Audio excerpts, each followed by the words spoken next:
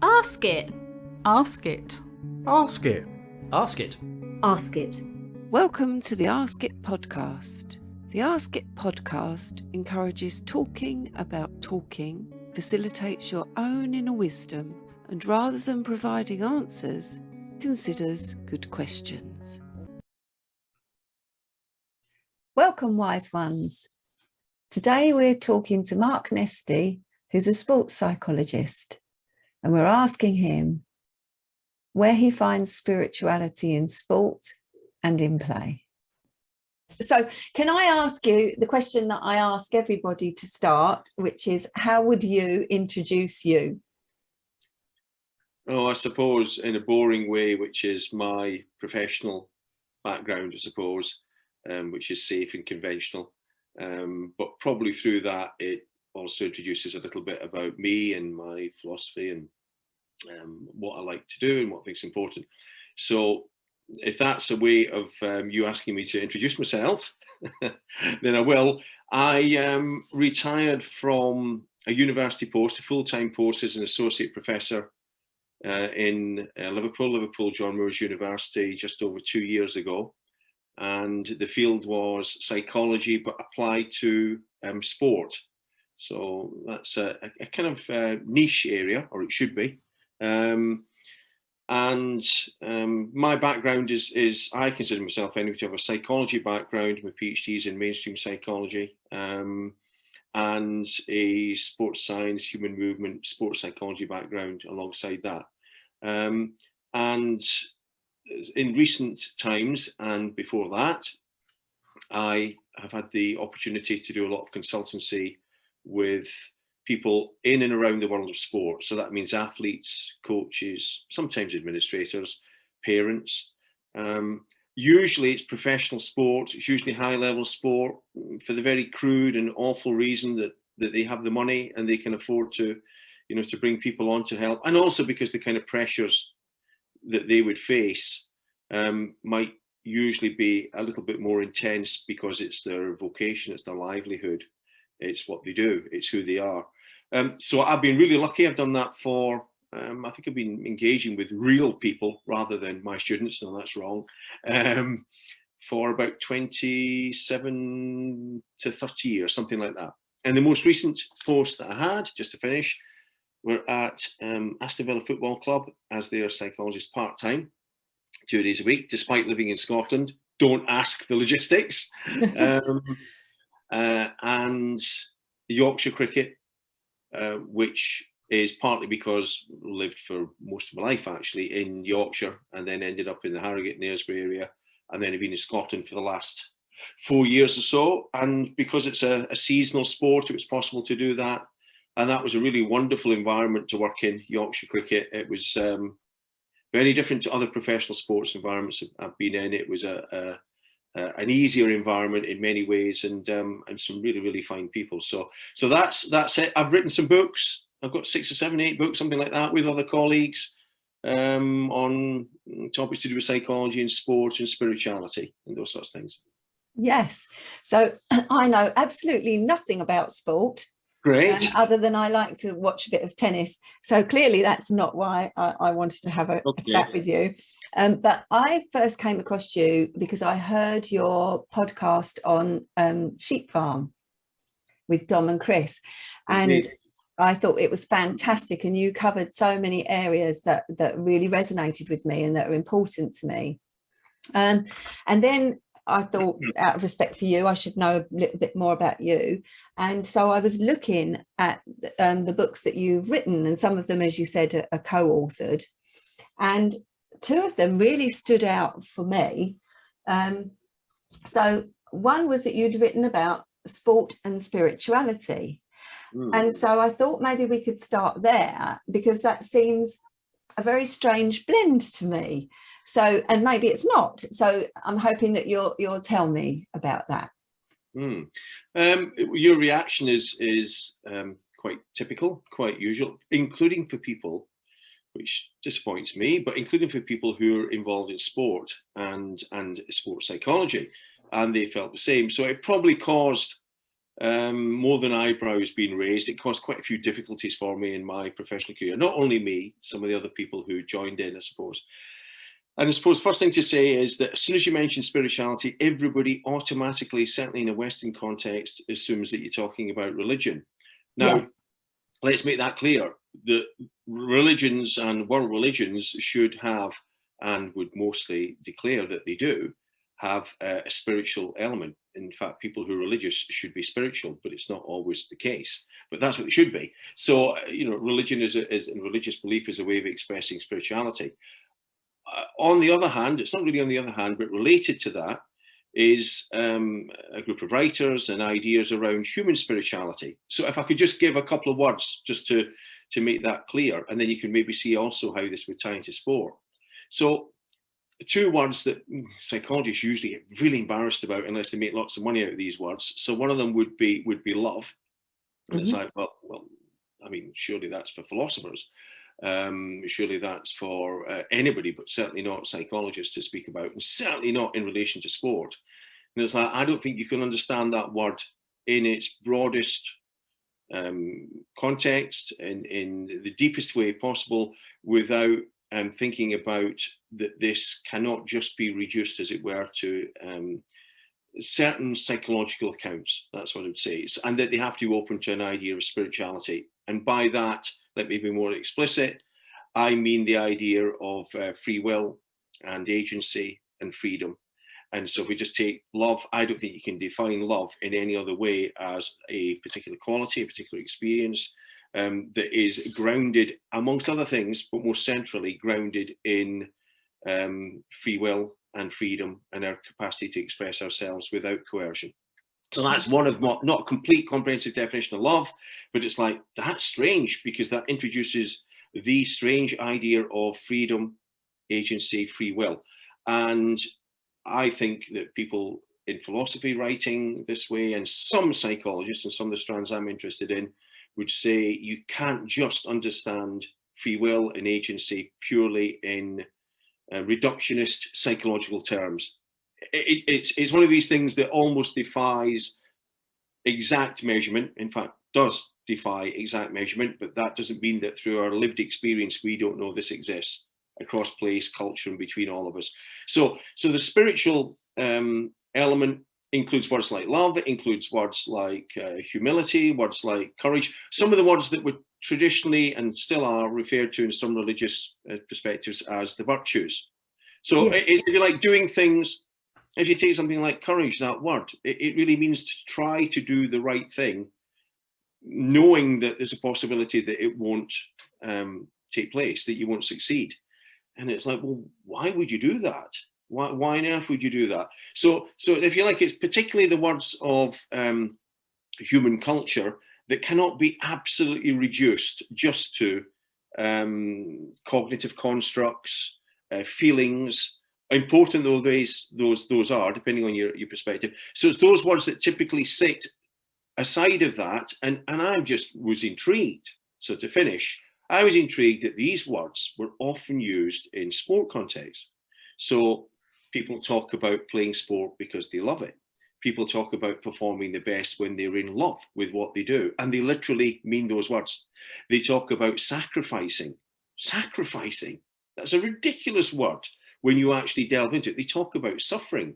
They talk about courage. They talk about a whole host of humility, the need for humility to keep going again and again and perform at something that for most people doesn't produce any material wealth. Most people who play sport get nothing out of it. And yet they must do these things again and again and again to produce essentially nothing in material terms, but something that's experiential. So it seemed to me that there was a huge, and not just me, other people, I was following on from a small number of other people, that some of the spiritual words could be applied not just to art and music and the usual places that you'll find them discussed, but also to sport. That sport is not just physical, it's holistic, no matter what the sport is. It's mind, body, and spirit in unison. And when people would speak about their best performances, they spoke about it in ways that would sound quite close, if not exactly equivalent, to people speaking about spiritual experiences, in part. That doesn't always mean something beautiful. That can mean something quite difficult and demanding. So I thought, and a few colleagues thought likewise, but it got me into massive trouble because, first of all, you have to explain everything I've just done now. And then people would say, you're a philosopher or you're a theologian. It's like, no, I'm a psychologist. And they'd say, well, what psychology approaches are you drawing on? I go, well, some humanistic approaches, Jungian approaches, existential, phenomenological. And then if it's in the Anglo world, typically it would be, what are you talking about? We don't recognize these. So there was quite a few obstacles to overcome. But absolutely, this is my last point on it. I think the biggest driver for me to write about it and talk about it in various different ways was because I would hear this coming across the table from my clients. They would use these words and they would articulate them in their own language, their own terms, and they couldn't be reduced to, as I say, a purely materialist kind of philosophy and psychology. And I want to take my clients seriously. Yeah, great. So what came first for you, spirituality or sport? Oh gosh, actually, you know what? Nobody's ever asked me that, Lucinda, ever. Aha. And I want to say something now that sounds really pompous and impressive and say they both came together at the same time, but I don't think that's true. I think it was the bodily activity of sport. I think it was the love of play. I think it was play. It was being immersed in play like every lucky child is, every child should be, and whatever that play may be, and that play being physical, and then in some way, probably because you've got siblings and you've got parents who might be interested. My mum certainly wasn't, but my dad was, and other people around me. And then that moving into, let's not call it sport, let's call it play that is drawing on some elements of sport. So striking something, hitting a ball, throwing something, hitting something, and then finding out, which is lovely, that you're quite good at it. For whatever reasons, you're better than the little group around you, not all of them, but there's some of them, because this gift of, as people get gifts of music and everything, we're all given lots of gifts. And this gift, which you couldn't explain, you didn't even know until the people around you said, wow, that's hard, that's a long way, that's straight, that's so timing and then, so I have to say, I'd love to say it was a spiritual love, first of all, but it was bodily. But then it extends into community, then it extends into feeling wonderful about yourself, then it extends into going to bed, this is true, at 9, I'm not going to say anything terrible here, going to bed at 9 with my football boots literally at the side of the bed, looking at them, falling asleep. So having a really intimate relationship with my football boots, that was the beginning of something that was love. That was not rational. It wasn't irrational, but it wasn't rational. It's a bit spiritual, and starting to dream about becoming something that would be amazing, to do wonderful things. And it was never really about money and fame. It was just about to fulfill something that I thought I was quite good at. And that's more like art. Why are you painting that picture? Because I can. And what do you want to happen from it? Nothing. I want it to be a wonderful picture. That, listening to friends who are good at art, and I wasn't particularly good at art, or certainly not at music, listening to them expressing that, it's like, well, I feel that in sport. And forget about how other people conceive of sport and what damage they've done to it and all the shocking things that happen there, which, by the way, happen in art and music and drama and everywhere as well. This is my love. So that was it. So yeah, no, the spiritual bit came second, I suppose. And I did have a religious background, but I never really made the connection between it exactly, but explicitly. But I think they grew together. And you know what I do know about listening to people from the sports world is that they talk about, as we do in a different context, being in the flow, and when everything's flowing and moving together. Absolutely. And that's quite magical almost. Absolutely. And that was some of the best writing that I came across. And is he still alive? I think he may not be. But I do him a service if he still is. He was the first person really to write about this in any extensive way. A guy called, and this isn't exactly how you say his name, but it's kind of how we say it in English anyway, or I do. Mihai Csikszentmihalyi, who was a Hungarian and then American psychologist, University of Chicago. He spent some of his time, and he wrote books on flow. And his books touch everything, not just sport. In fact, most certainly not just sport. Every human endeavor you can think of. And he's talking about optimal experience and optimal performance. And he's talking about the paradoxical quality. And again, it sounds as if it is linked into spirituality and people who are involved in spiritual practices, whether it's prayers or martial arts or yoga, a whole host of different, more holistic activities, would talk about being utterly immersed in the moment before all the current discussions about, mindfulness and those sorts of things as techniques. Before those techniques, a way of being, a way of living, and that we can't fully experience this at all times and live in this way and completely and fully because the world intervenes, our egos intervene. But the more of that you can have in your life, the more not only will you perform to the best you can be, whatever that is, but that's where holistic health resides. So I'm like, wow. And then I'm sitting literally with world-class athletes, people paid huge sums of money, Premiership footballers, they paid huge sums of money, and others who are describing these moments as their best moments, the moments that keep them going, the moments that they love, and that they are not the dominant moments. They don't feature all of the time, but when they do, they are wonderful. But they're not wonderful because they are leading them, as it were, to something. They're wonderful in and of themselves. Yes. So it's all about means over ends in this context, which again is a paradox because sport is about results, winning, being the best. And yet these top people saying to me, no, my best performances are when I'm thinking like a 12-year-old or an 8-year-old. So I think personally that ties into, I know you're more clinically oriented than I am, Lucinda, at least I understand that you are. And maybe that's, you're going to tell me that that's not the case. But I think that perspective around health and performance and living extends not just to sport and performance per se. I think it extends to everything that we do. So his work is fantastic. And again, I got a lot of trouble from the academic sports psychology community for writing about this. It's vague.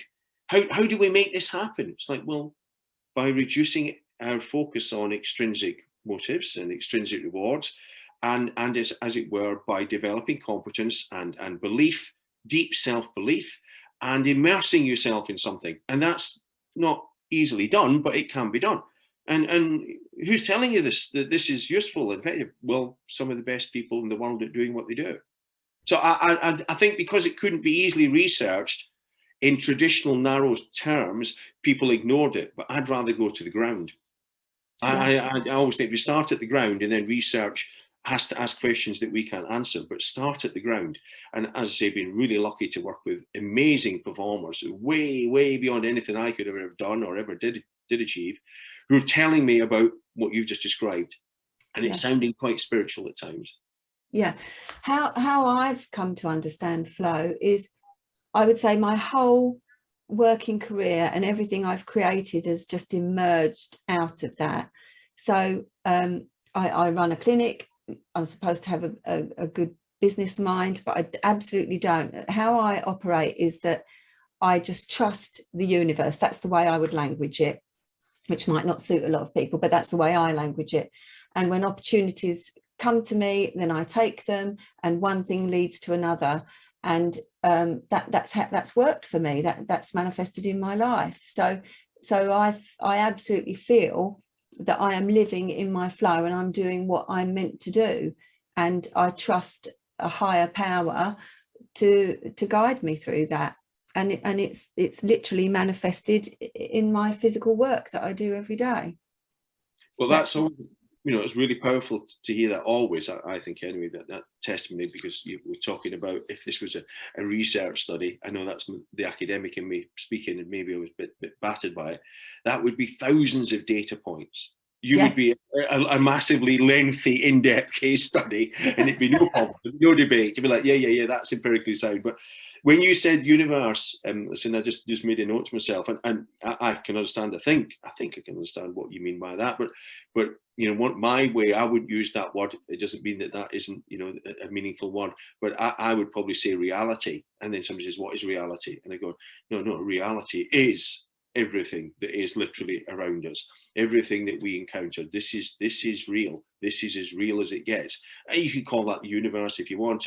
And the other thing that I think you said there about, in terms of, you know, where you get to, I think identity is such a crucial part of this, because strangely, identity, spontaneity, authenticity, or being more authentic, when you're in these states, which are closely aligned to flow, but when children play, when anybody does something spontaneous, in a sense, what you are is fully the best that you can be at that moment, which is a really strange, again, paradox, because most of the time we're told that what we should be doing is looking to others and looking. It doesn't mean that we shouldn't learn. It doesn't mean we shouldn't, of course, have to say all that. Can you, someone saying, are you saying that, you know, you've got degrees, you've been at university? It's like, what's the worth of that? No, the worth of that is to study, to borrow from others, to deepen your knowledge. But ultimately, bizarrely, but not bizarrely, is to become more fully you. Yes. We understand that, but I think you have to explain it that way, because people are like, so can't I just turn up? And it's like, no, athletes don't just turn up. Psychologists don't just turn up. We are never finished. We're always trying. So that what? So we can become more fully ourselves, you know, like we are when we're children, like we are when we're spontaneous, like when we are when we're more authentic rather than less. And it's like, well, why don't you just do it all the time? It's like, well, because the world intervenes. Yes. Our egos intervene. It's just how we are. We're not perfect, pure beings in that sense. Yes, you've opened up two avenues, and I don't know which one to go down first. So I think I'll stay with children. Okay. And say, you talking about play. So you're talking about sport, but essentially we're talking about play. And I really feel that we are losing that skill, and today's children are losing that skill in a way, because so much of their time is focused on a screen. But I also notice with a lot of my adult clients that they don't know how to play either. So fun and joy are not really words that they understand anymore. So what do you think about that? I mean, your experience with your clients and mine, to say we've probably got a different client base. Maybe we overlap in certain places, but I notice the same thing, and I notice it in lots of different ways. So if I say something that I've just been writing about just this morning about critical thinking, so someone's like, critical thinking, that's serious. And it's like, no, actually, if you strip it back, critical thinking is what children do. Really? Yes, they ask questions all of the time. They do. Sense, they're playing with ideas. They're not restricted. And so the demise of critical thinking, there's lots of reasons why critical thinking, and some might even say it's deliberate that we're actually stopping critical thinking for other agendas, but let's not go there just yet. That this capacity to play is not just about play. Play is, if you like, one of the greatest ways for us to learn and develop and flourish. And anything that artificially restricts that, we need some restriction. We need to work as well. We need to eat. But play has been given a very, very bad press. Certainly since, if you like, let's go back 400 years in the European context and say, I'm in Scotland, so we talk about the Puritan mentality of, like, dance, sport, music. They're evil things because they can lead to evil outcomes and not work. And it's like, please. And they suffer in this country still from elements of that. In some countries more than others, countries that had that particular Puritan tradition. But play, in terms of children and in terms of then that extending into adults. And yes, it's true that people with interaction with social media and the things that you mentioned there, Lucinda, of course, that is taking away the time, the energy, developing those skills. I think it's almost, they are the symptoms, in a sense. Those are the symptoms of, if you like, the stripping back of the spirit of play. Because the spirit of play is dangerous, because it means spontaneity, because it means that there will be, so let's just go down to this one, because I thought it might be something we might end up talking about a little bit. It means, because when children play, they're a bloody, can I swear, gently, they're a bloody nuisance. They're a nuisance when they play. Can you come in, please, for your bath? Can you come in for your tea? No. So when children play, they're utterly immersed. It's so essential. They learn in the deepest, most immersive way possible. But they have to stop because they've got homework to do, or they need to wash their face, or do their teeth, or have the tea, whatever it may be. So we know the restrictions are there. I think we're living in an era where, let's just pin it on this very crudely, the health and safety mentality. I don't just mean the health and safety executive. I mean the whole mentality that is afraid for people and children and adults to express themselves in these ways because, well, you don't know what will happen. Yeah. No. Of course you don't know what will happen. I know, but it might be this. I know, but that's the risk we take. We take the risk that a knee will be, will be cut. We take the risk that someone will bruise themselves. We take the risk that these two boys or girls will fall out with each other and have an argument. We take these risks because they're well worth it because of all the other benefits. So I think actually either through design and through default, through both, that we are shrinking the capacity for play, because play is about, whatever it's about expression, self-expression, spontaneity. And then usually, depending what we want to do with it, we put some structure around it. We have playgrounds, they have walls to stop the kids getting run over by cars, to stop people coming in, which is the era now. It was Chesterton who said, if you take away the walls, play will go. Oh, you mean play needs structure? But the structure is kept well out of the way in the background. So play doesn't mean chaos. Play's not chaos, but if you like, it's like football is orderly chaos. I know you don't like sport, but it's a way of describing football. It's orderly chaos with the structure. That's where you lose yourself. That's where you are most fully yourself. The health consequences, the consequences intellectually, morally, intellectually from this are absolutely massive. And trying to put this in an artificial way, like some of my colleagues did, I used to go, oh, I don't believe it. You're doing research into hopscotch and you're turning it into something different. And you don't realize that the best play emerges and has always emerged from that community. Don't artificially turn it into work, which is what a lot of play looks like to me. So the spirit of play, I wonder if we have clients, both of us, if I don't wonder, I'm sure we do, who actually it's not the immediate, definitely not the immediate symptoms that are the key issues here. It's that they have lost that capacity to forget themselves, to let go of themselves, to immerse themselves in something without judgment, which is what play is. I was I had to go for a meeting at a school that we have a contract with, and actually it happened to be my old grammar school.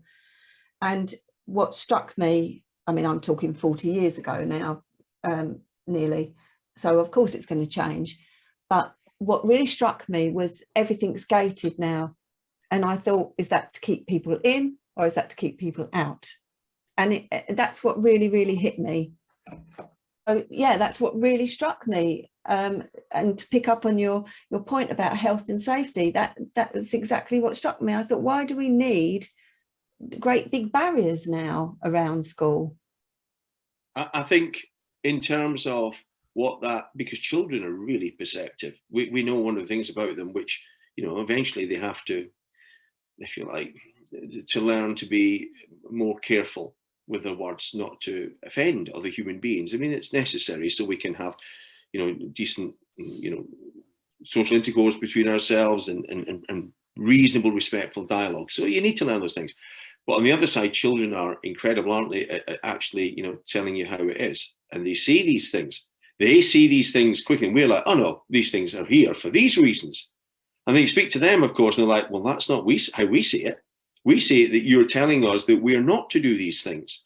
And I think that extends then, if we go out the playground into the classroom, and there'll be lots of fantastic teachers who would be able to speak like this, whether they're able to or prepared to is another story. Yeah. That's another story.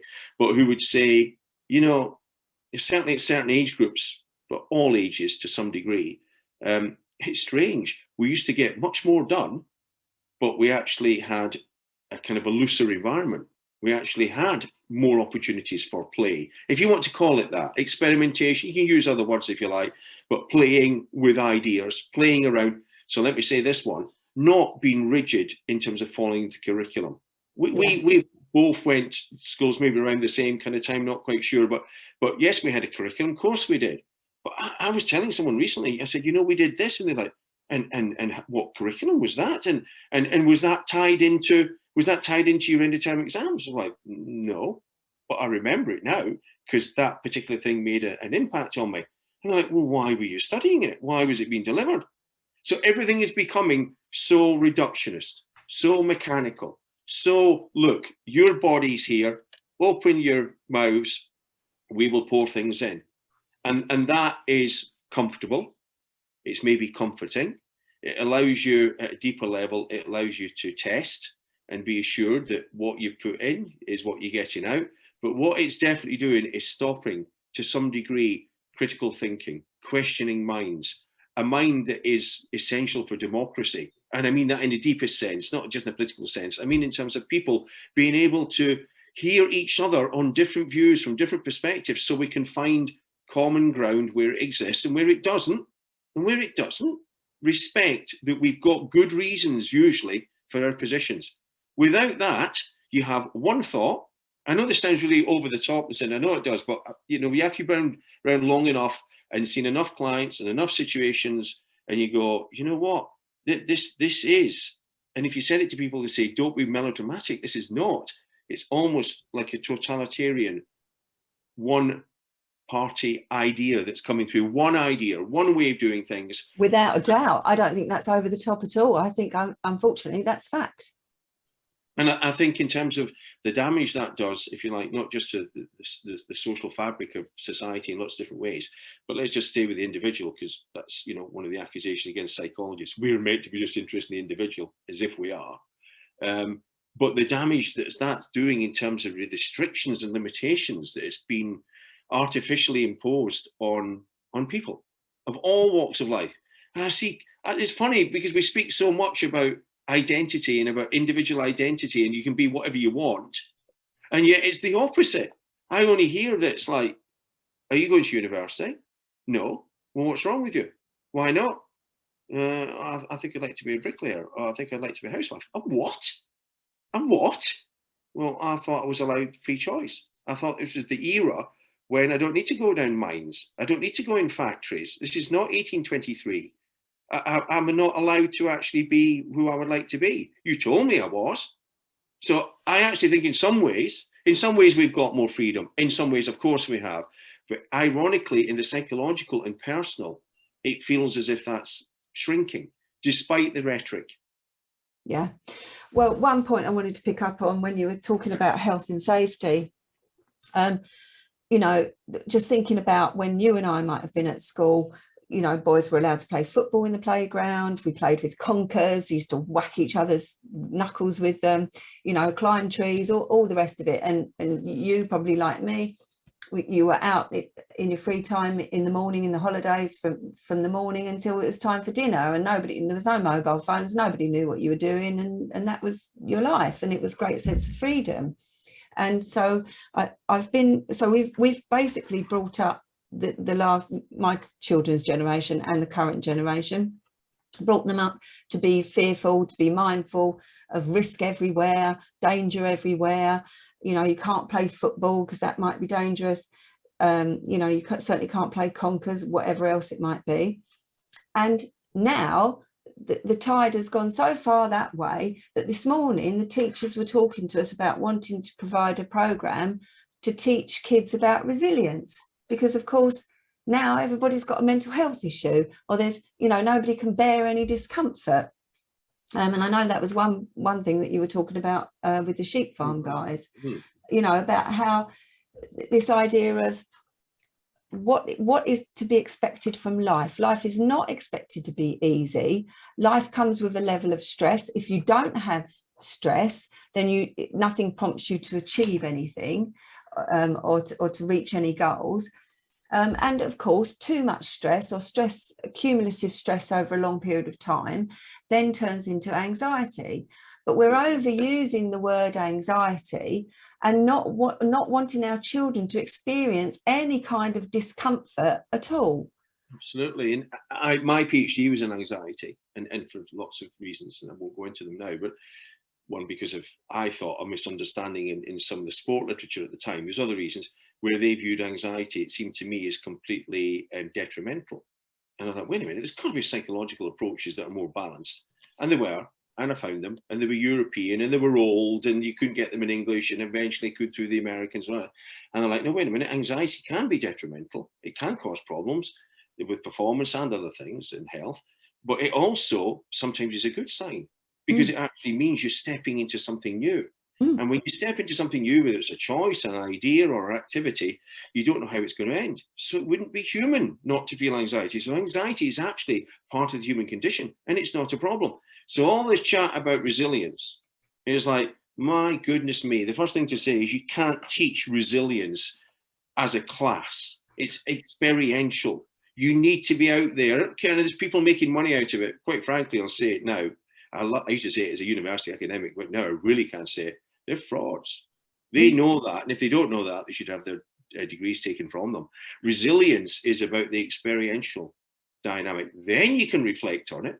Then you can talk about what it actually means, how you manage to find a way through, how the discomfort, as you said, Lucinda, how the discomfort actually was not the worst thing in the world. There was a way through it. Actually, you had more resources, to use their language, than you thought you had. Actually, you could support each other. Oh, actually, and I'm ready to do it again and again and again. And the one thing we know about anxiety is the more you step back, the more people, the worse it gets. The worse it gets, the deeper it gets, and now you can't step back anywhere. And that's why I've just had an article published in in Toby Young's thing, the Daily Skeptic, on anxiety from the last 2 years and the increase in it, and different aspects to that article. But one of them, which was in my PhD and working with sports people, was about embracing anxiety, not loving it, that's too strong, but accepting it's part of the human condition. And it usually also goes alongside some of the most exciting things you do. If you don't want anxiety, hide under the covers, don't get out.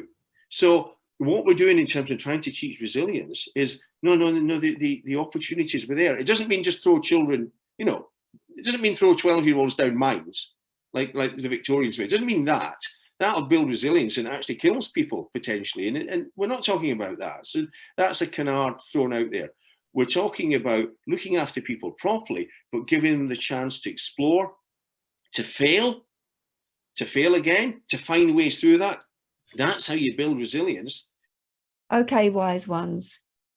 Unfortunately, at this point, Zoom threw us out. And when we reconnected, I forgot to press record. But Mark graciously agreed to come back and do part 2. So here we go with the second half of the interview. And where we got cut off, we were talking about stress and anxiety. Yeah. And you were saying that that's what you did your PhD on. Yeah. Yeah. So I don't know if there's anything else you want to say about that. I think I'll use that to try and link into some of the other things that we wanted to talk about. So let's just start with, and I don't know how much we mentioned this in the previous session, but it's worth going through it again anyway, I'm sure, about the issue of masculinity and the men and young boys. And so if we just take something like stress and anxiety, not go back over all that those ideas and the work that I discussed before. But maybe one of the things that's happened, and I'm not the first to say this, but that possibly, certainly in a Western context, but let's just specifically say in a British and English context, that at one time there might have been, sometimes for good reason, a emphasis on males certainly not thinking too much about feelings and emotions and denying those in different ways. And I suppose that You know, there are certain figures in history, in recent history, in the last, you know, couple hundred years or so, who would point out, and they usually be artists and poets. You know, we don't think of Oscar Wilde as a sort of high-profile version, who would be pointing out that this is somehow imbalanced and that we'd be missing out on, you know, a huge element of life to make us whole. And I think, so not to get into that in any great detail, but I think there must be something in that, and that it feels that in some ways we might have gone the other way. And many, you know, there's many different forces that have caused this, many different influences, but it does feel that, there you go, it seems that that feelings and emotion have now become, if you like, more important than what you think, and rational thought and reasoning, and that really, I think we discussed, you know, the last time that we chatted, Lucinda, about Jungian ideas of integration, Yes. of you know, more holistic, that truly holistic perspective, which is, you know, whether you're male, female, that the masculine and the feminine elements, even though they you know, they dominate one sex more than the other, that we have to integrate, as it were, these into us, and so I think that maybe we're suffering from that to some degree. And then we spoke about, you know, something very practical, which was, you know, my own lived experience of at school in the 60s, at the primary, at 60s, early 70s, and having lots of male teachers, most certainly at junior school, which would be about 7 to 11. I mean, I might be wrong, but it felt like it was 50-50. And that was good for both, you know, boys and girls, both of us, to see a different way of expressing the same ideas, discipline and responsibility and fun and joy, but expressed in a different way, and you know, and providing role models. So I feel that you know, there were very imbalanced times at the moment, and that means that, you know, males are missing out, and therefore females are missing out as well. Yes, and I think a number of points I want to comment on there. I was telling you that the father of my sons died when they were only 2 and 3, and I felt after a while, after a few months, that my 3-year-old really did need to be in the company of men. And although I'd got a brother and my best friend was male, I took him to join a football club because I just instinctively knew that he needed to be around that energy. And there's no doubt, for me, it's unpopular, I know, but that energy is different. If a man is sitting on my therapy couch, there is something different. They think differently, they process things differently than a female does. And yes, of course, you can say that some of that is cultural conditioning. We're all conditioned by our cultures. But I really do feel that essentially we have different qualities, and that should be celebrated. Absolutely should be celebrated for the different things that we bring. I couldn't agree more, and I think you've expressed it. If anybody listened to this really carefully in a neutral, unbiased way, I can't see how they can object, because you've not denigrated masculine or feminine qualities in any shape or form. You've not said that we are so far apart from each other because we're fellow human beings that we are completely different species. You've not said that at all. You've not denied that within, if you like, males and females, that the balance, if you like, between masculinity and femininity varies from individual to individual, and then that informs culture, and then culture comes back and informs the person and the community. And we've not said any of that. So it's more nuanced, but at the moment, there's some strange things have happened. It feels, and it's not just, I think it's not just that, as I said, you know, a minute ago, it's not just that men have missed out and males are missing out. It's that females are, because I feel that some of the female qualities, that the female strengths are being denied. And that in some senses, not everywhere, particularly in some of the versions of radical feminism, that what they've really been doing, and someone will say this in 100 years' time or 200 years' time and say, what were they doing trying to ape men? Why were they not celebrating the incredible strength that women have in their own feminine way? There is equally strong, powerful, dangerous, worrying, frightening, I did say to you before, it's a great quote by Chesterton. It's like, only very weak men are not afraid of women, which is there's a lot of depth in that strange statement. And it's like, I'm sorry, when your mum said something, she was just scary, but in a different way. She was, and when your father expressed love, it was done in a different way, but you knew it was equal. So how boring, first of all, how boring, and how unreal, literally how unreal, and what a surrender, what a surrender. No wonder there are, I hear anyway, I hope, and I hear it, and sometimes used to hear it in some of my students, that they're like, we're past that sort of, we need to ape men. What about celebrating some of our qualities and strengths? So I think both sexes have been deeply harmed by this in different ways. And I see that in my clients, and you see that obviously in your client base as well. And I was saying, we've just extended it on a little bit into, you're talking about a 3-year-old son and being able to and feel this energy. And we're speaking, I'm sure this is on the recording, about sport really being linked to play, even though sometimes it doesn't look like it.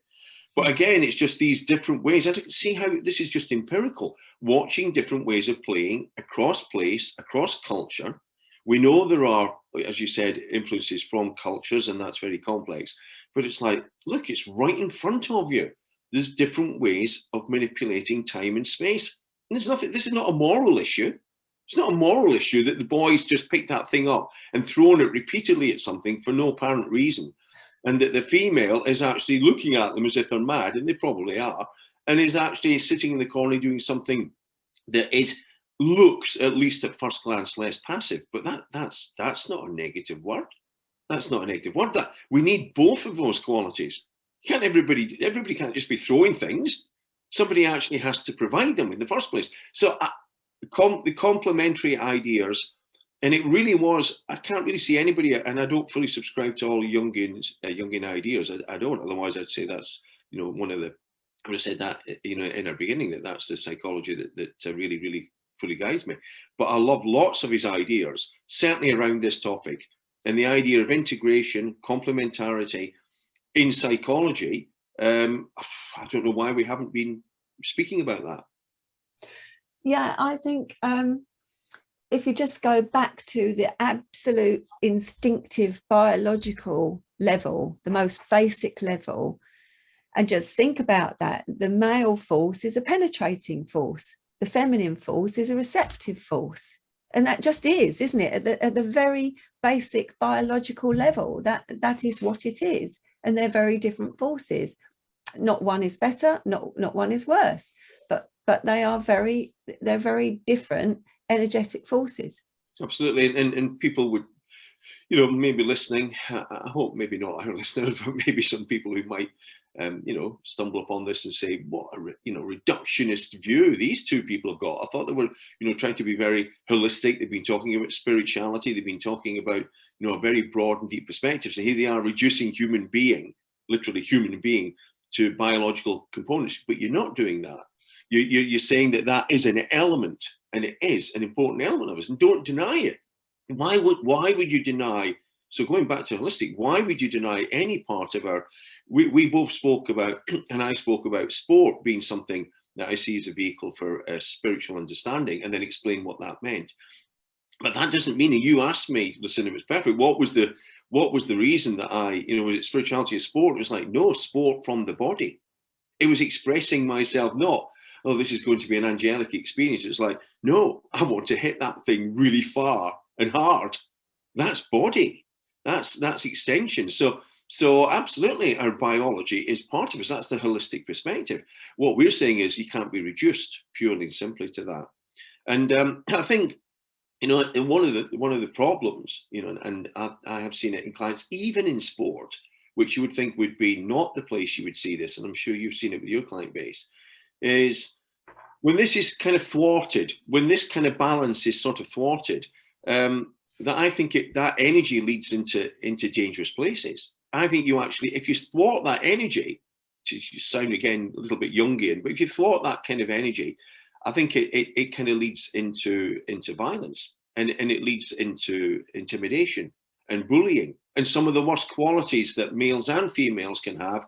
But when they're in the hands of males throughout history, typically they end up with wars and physical violence more than women do. And that's not, surely that's not me saying that men are superior to women. If anything, I've actually said almost the opposite there. But it takes both of us to contribute to this. But so I think that kind of energy needs, let's call it energy, it's a psychic energy, it needs structuring into something where there's a possibility of self-discipline and responsibility and challenge and taking risks and all those things. And of course, all members of the human species are entitled to that. But I just think there are different needs and different ways of doing it with men and women. In the most part, there's a few outliers on either side, but in the most part, this is a natural extension of kind of who we are, what we are, and I don't understand why we want to deny that. I think it's wonderful. Well, there are some people that are saying that, whatever you think about this, that this is all orchestrated, and the idea being ultimately to reduce population. Don't know what to think about that, but that's one way of looking at it, isn't it? If we are just this homogenized whole, then that's just not going to work, is it, on so many levels? No, I think that is, when people say, let's not use any of their terminology about conspiracy theories. There are plenty of very, very powerful individuals out there who, if you listen to what they're saying, you can quite easily understand what they're saying in terms of what you've just described and other things as well. They made it very clear that they think that 9 billion, 7 billion, 9 billion, whatever the figure is 8 billion too many. I mean, where do they get these ideas? I mean, in terms of why is it not 18 billion? The earth is huge. Food production is very positive. The whole host of things. Why these figures? Where have they got these figures from? I mean, the figures are as arbitrary as us saying, actually, we can only sustain 300 million people on Earth. I mean, part of the question is in what way? What do you do with that? But you're right. I think this is a multifaceted attack in lots of different ways by a group of people who are basically anti-life. It's a cultural demise. It's almost, in some parts of the world, and let's just stay in the world, probably the best in the West, it's almost a kind of a cultural suicide, as I see it, because there's other parts of the world that are not subscribing to this. They most certainly aren't, and they're very clear about the complementarity between the sexes, about fatherhood, about motherhood, about masculinity, about femininity, about the legitimate roles. They're not listening. And I'm pleased and delighted they're not listening. They're not being patronized by the Western intelligentsia and the people who surround that.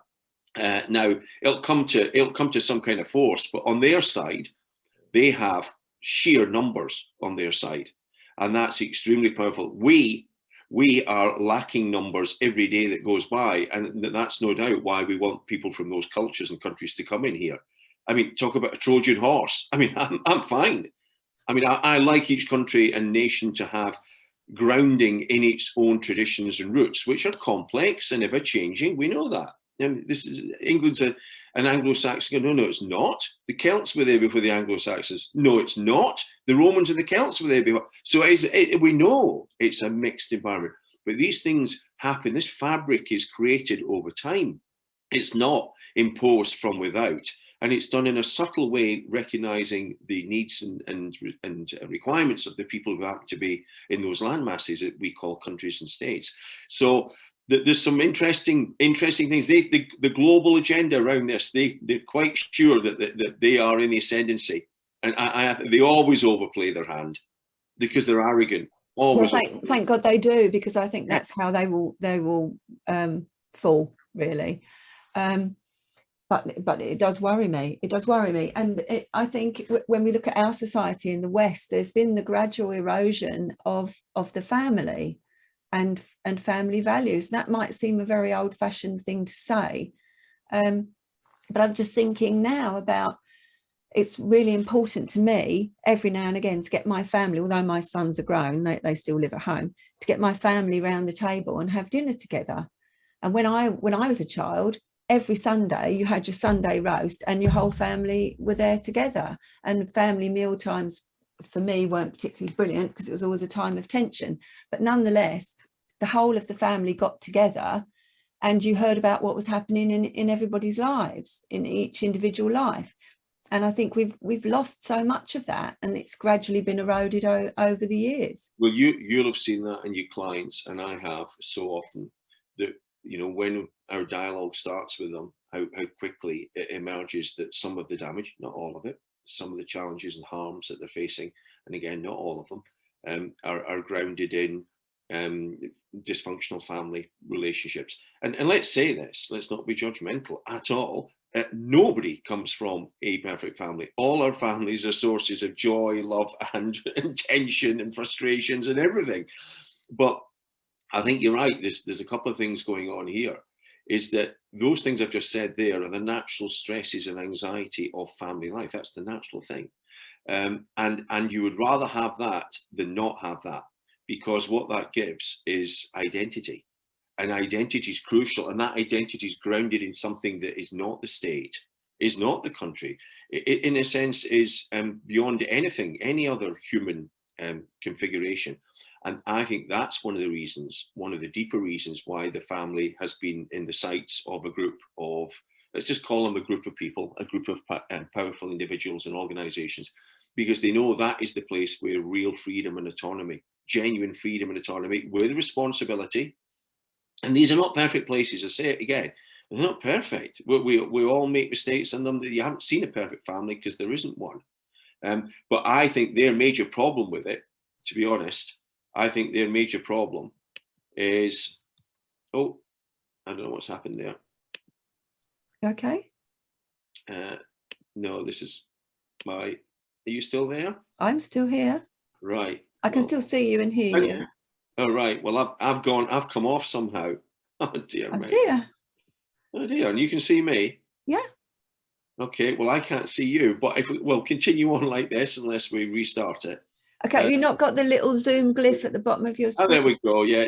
You come back on it. Yeah, it came on there. Yeah. So I think in terms of the family, and so many people I've spoken to over years outside my client base and colleagues, and it's like, gosh, why are they so opposed? And then, and not in all cases, and this does sound a little judgmental, but it's like, oh my word, is that your family experience? No wonder you think family's a shocking, oppressive cage.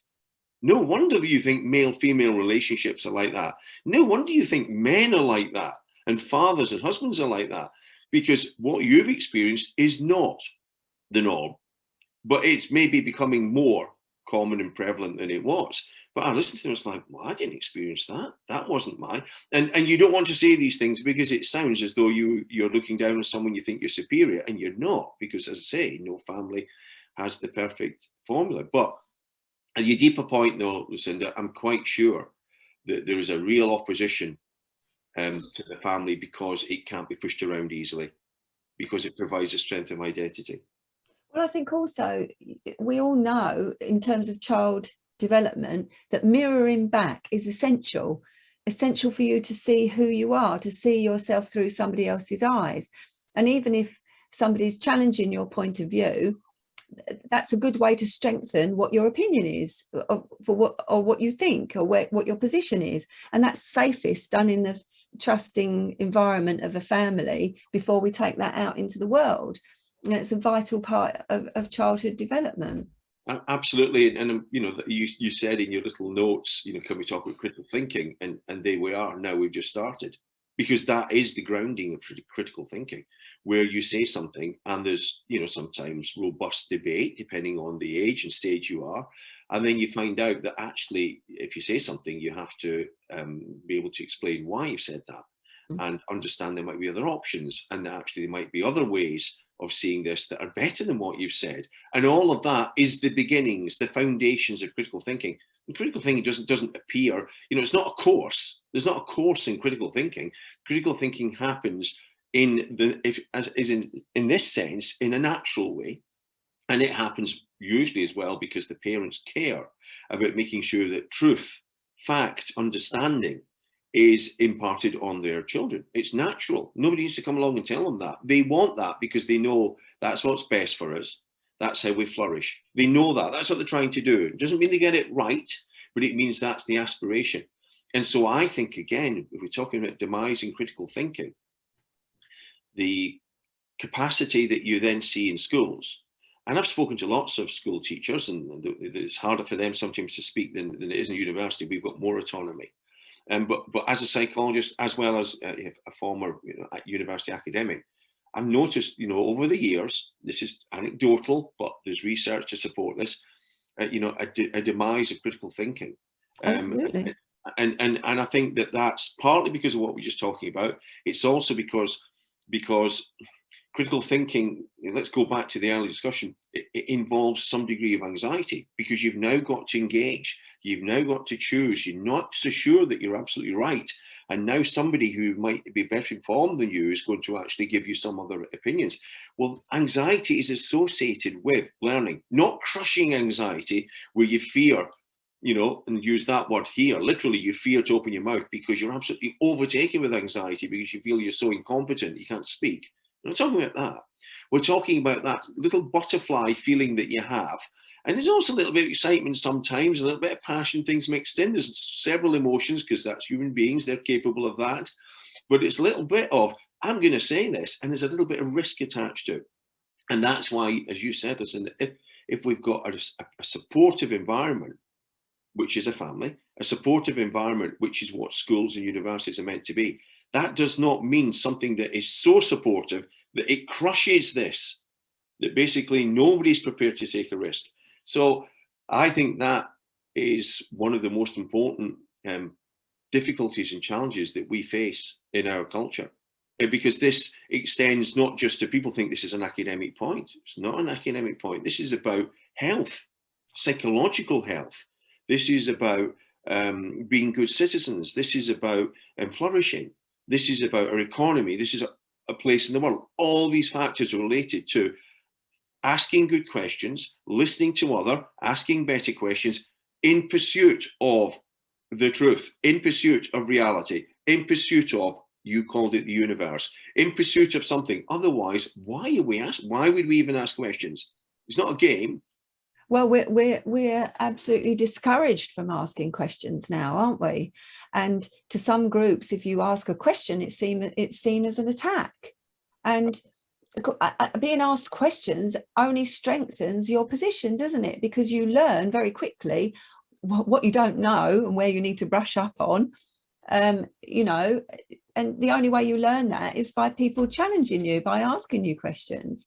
We've both had, huge numbers of clients, maybe from largely different population groups, but over our years.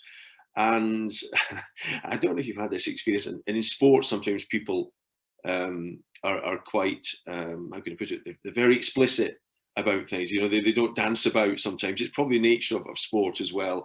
It's a strength and a weakness. And it's like, the number of times I've had this from coaches actually, and leaders of various sorts, probably more than the athletes, but from both. And it's like, Mark, you stop asking questions. This is the session. Will you stop asking questions? I've come to you because you've got a PhD and these things, whatever these things are that you've got and read lots of daft books. Can you give me the answer? Yeah. Stop it, because you must know the answer. What are you leading me to an answer? It's like, leading's too strong. I want to participate with you. Like, look, don't use weasel words. Look, no, truly. You need to participate so that it is yours, because you will come up with that answer, which is where I think I know you should be going in this case. But actually, it will have your shading, your color, your history, and now it's yours.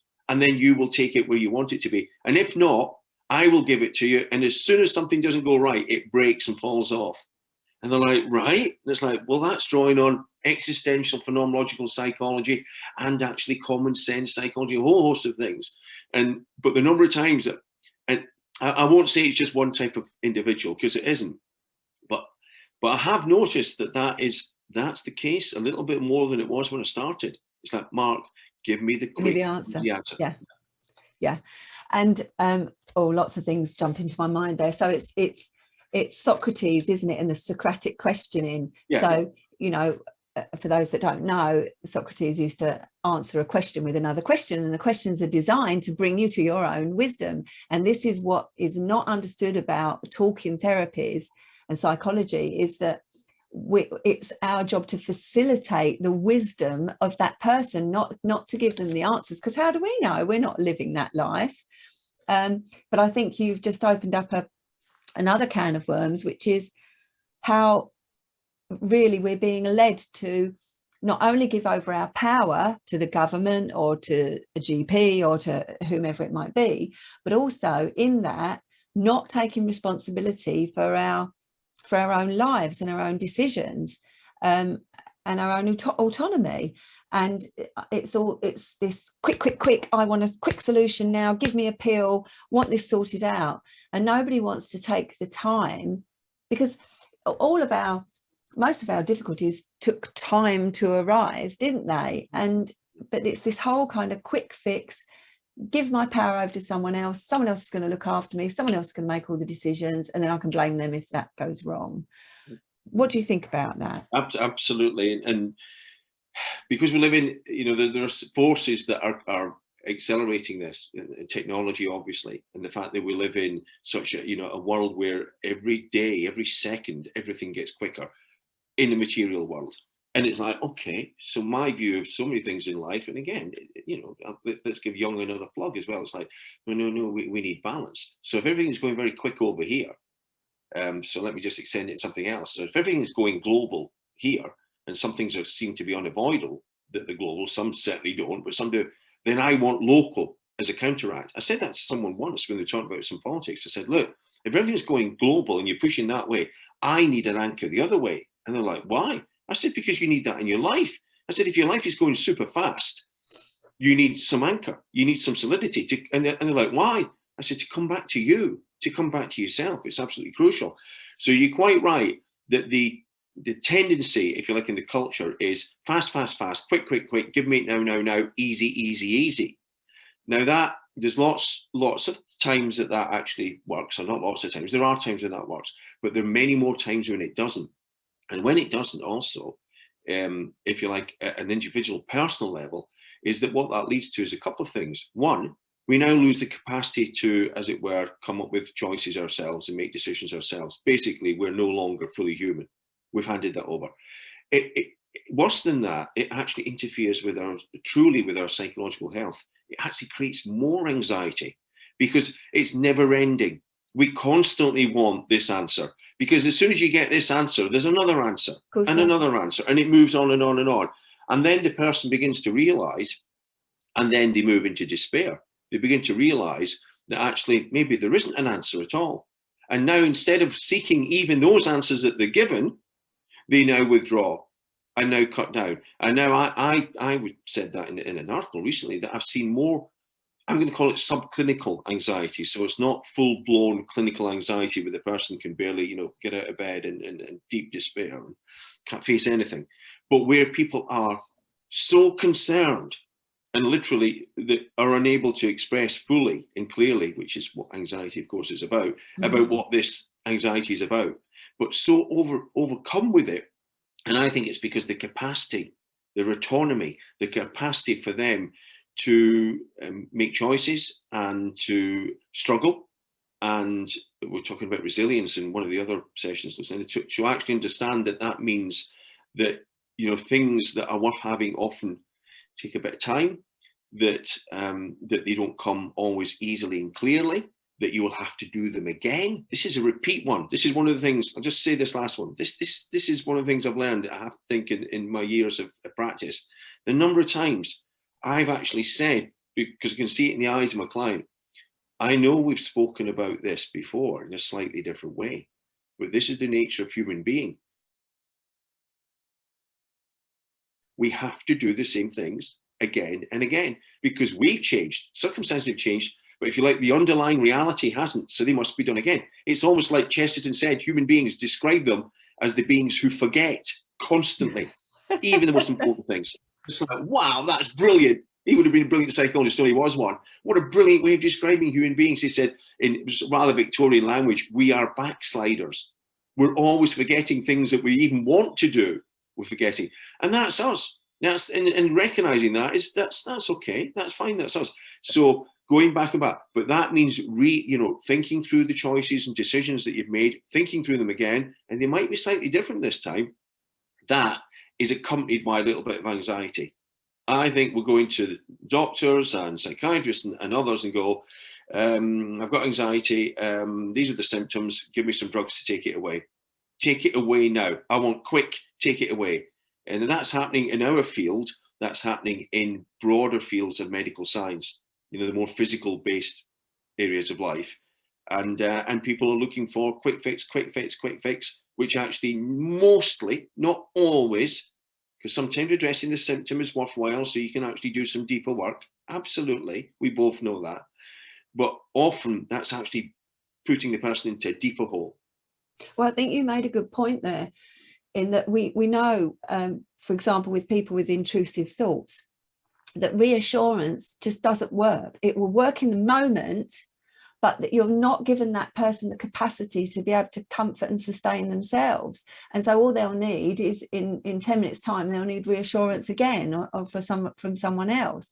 And it doesn't, a really basic, this was tying into what you said about free will, at a really basic level, it doesn't feel good for any of us to have all our decisions made for us as though we're children still.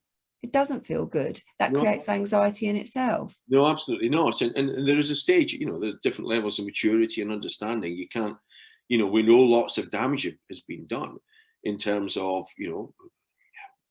people having to make decisions and take responsibilities when they're not equipped and too early.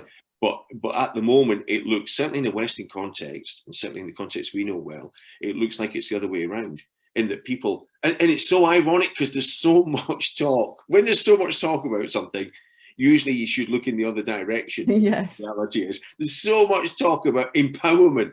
That was a word I didn't know years ago. It's like in all sorts of words related to empowerment and about choice. And it's like when you hear these words that are said, and it's like, oh my word, but there's actually less of that authentically taking place than ever. And I do think that at a deeper level, that identity, and I don't mean identity as the way the sociologists would describe this in terms of categories, whether it's religious categories, racial categories, ethnic, whatever, these broad categories. I don't mean that. I mean at an individual level.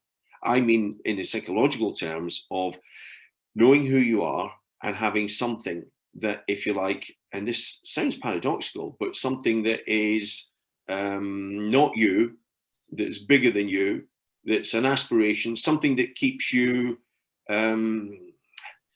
from being reduced just to whatever happens to be going on at the moment. And that, to me, I think we both have these views to some degree, is kind of a spiritual element, a meaning, a broader, deeper meaning, something beyond what you are now. And it doesn't mean that this provides all the answers all the time and makes life completely simple. It most certainly doesn't. But it means that you are not, as it were, owned and controlled by anyone else or anything else apart from essentially yourself, and then an awareness that there's something beyond your current existence. And for me, that's why I was interested in existential psychology, because they started where most psychology, as far as I could see, most psychological approaches would never go, which was with death. So well, I'm glad you've. Well, the only thing we know, the only thing we actually really, really know is about ourselves, indeed. And I'm glad you've opened that up, because that was exactly where I was going. Because at the root of 99% of anxiety, when you really boil it down, is that fear of death. That's why we need constant reassurance, isn't it? And I think that's why, I'll be interested in what your views are. I think that's why over the last 2 years, people have been able to be so controlled, because another thing that's gradually happened in the West is, of course, death has become hidden, swept under the carpet. It's one of my hobby horses. I talk about death a lot. I think about death a lot. And of course, the Victorians did it spectacularly, didn't they, with all their mourning for months on end. Yeah. And you would see your dead would be laid out in the house, etc. And now we don't have that. And we live in this illusion that we're all going to go on forever, and that there's a pill for every ill and a cure for everything. And hello, people, we're all going to die. And I think that's really how they've managed to manipulate so many people with fear. Absolutely. I have a little plug for fun. The Daily Skeptic, I think it's Toby Young's thing. I can't remember what it's called, Freedom and something. But anyway, the Daily Skeptic. So I got an article published last week on fear, but really saying that anxiety is really what's happened here.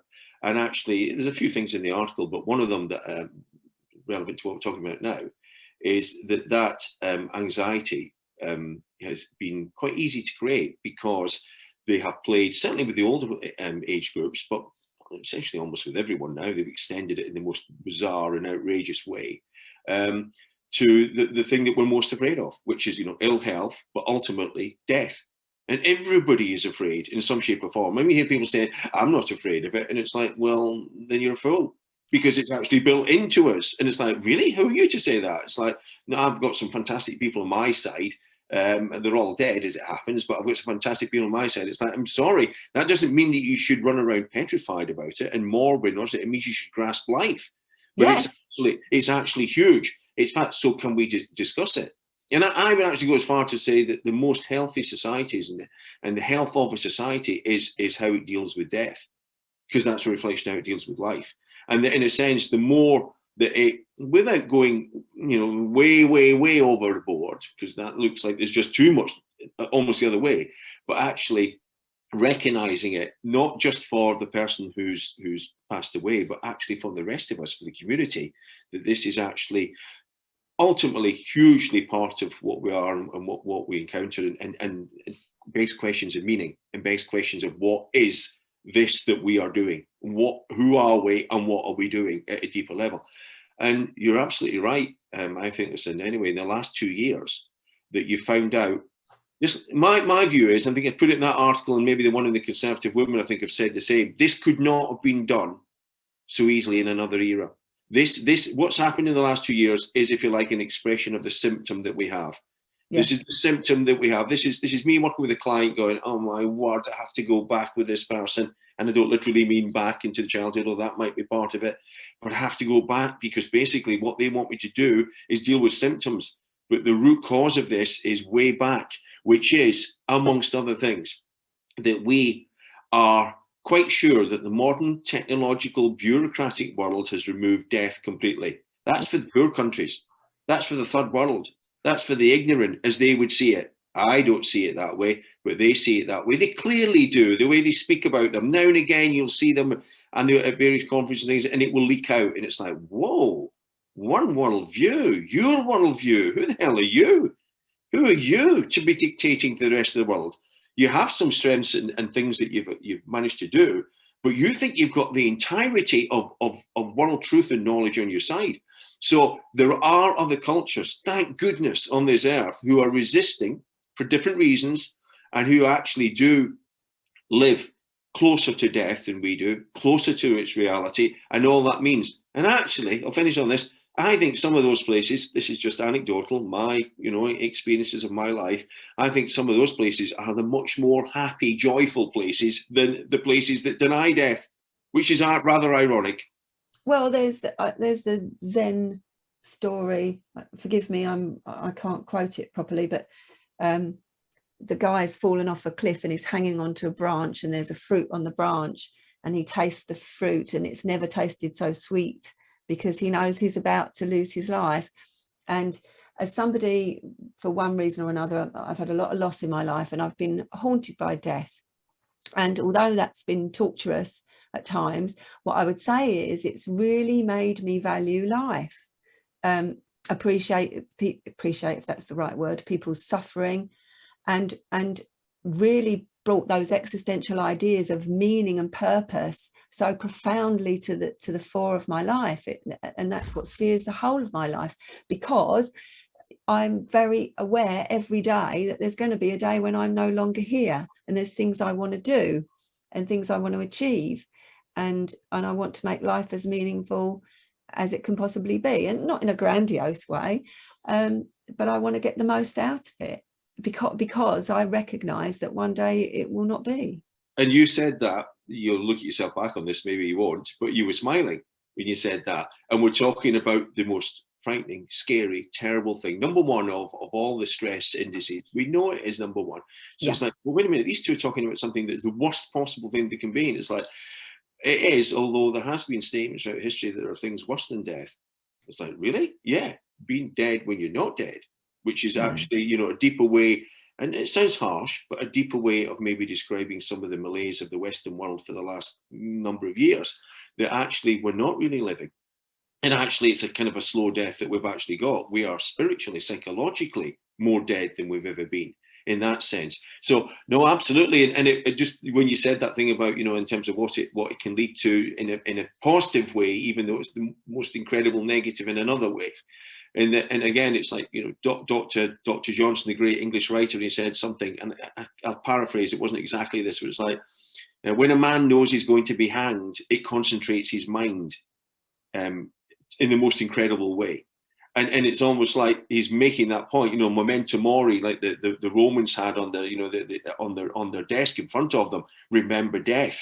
And it's like, no, not to be morbid, not to not do anything, no, the opposite, to do things. And try and do things that will help you to flourish in the society around you, and do those things, because it is absolutely an empirical fact. And we don't have many, you know, that we can actually call that, unless, you know, you go into the world of physics and mathematics, and that's another story. But in human complexity, we don't really have many that we can go, that is absolutely, definitely true. No ifs and buts across time and place. And it's like, don't hide from it. You know, bring it out, and say the existential stuff got smashed about in the Anglosphere because they're like, this is morbid, this is shocking, and it's like, no, they're going to write about suffering and sacrifice and courage and resilience. They're going to write about all these words, saying that they mean something in part because these things that are part of the human condition take place. So don't deny them. If you deny them, they will appear somewhere else. And they will appear by you denying them there, which means actually double thing. You're missing the opportunity to allow that to help you to grow. I know, but it's painful. We know that because a lot of growth and development has emerged out of pain. I'd say most of it. I would say most of it. Yeah, so I was trying to give a little nod to the humanistic psychologists going, but Mark, there's been occasions where pain and suffering destroys, and it's like, no, there are. There are, but I agree, most of it, but there are, which is why I love sport, because I think it's full of it. But I actually agree, of course there are moments of the zone, of course there are moments where we just are like, whoa, and in fact we're not even conscious, are we, during those moments? Our subconscious and conscious is absolutely melded into one, and later on we look back and go, what was that? That was wonderful. Can't I live like that always? It's like, yes, but someday you'll die. Oh no, that's not so good. And it's like, actually though, it doesn't matter if it's good or not good. It is. So now what are you going to do about it? So that doesn't come up. People said, does that come explicitly in your sessions with elite professional athletes? It's like, no, but it does, because it comes up about meaning and identity. What's important to you? Who do you want to be? The bigger questions, which if you don't begin to address those, you can't address the others that are, if you like, dealing with the immediate symptoms, important though those are. I think at the very least, you need to try to address both the immediate symptomology as well as the underlying person in front of you. And ultimately, I think that's the most important bit.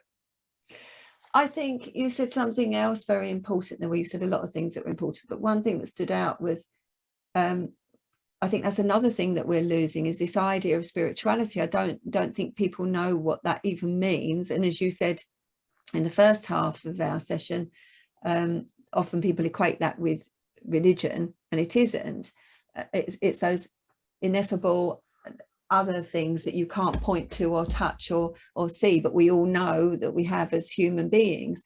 And that idea of there being something beyond us, beyond the self, you know, there's been so much research, I know you'll know this, to show that people that do have some kind of spiritual life or acknowledgement of a higher power absolutely do better. They maybe even live longer. No, and they're happier. No, absolutely. There's lots, and I had a sense for sport and spirituality, and it wasn't religion. And the reason we couldn't have religion, because my view, and it's not only mine, there's people writing this, that the healthy expressions of religion and religiosity should include spirituality. The two are cousins. They're related. So let's not discuss that now, because it's a huge, massive, complex discussion. And that people will often see religion and spirituality as quite opposed, because they're thinking about the structures of religion, or how it's been presented, or how it's been encountered, and all those formal aspects. So just pop that to one side. But actually, we had to have a centre for sport and spirituality, because we couldn't have sports, spirituality, and religion because of the reasons I've just said. People would say, no, but which religion? No, it's like, okay. So, but all formal religions, and not even formal religions, should have an element of spiritual, because what the spiritual is about, if it's about anything, is a recognition that as human beings, we are not just matter. We're not just matter per se.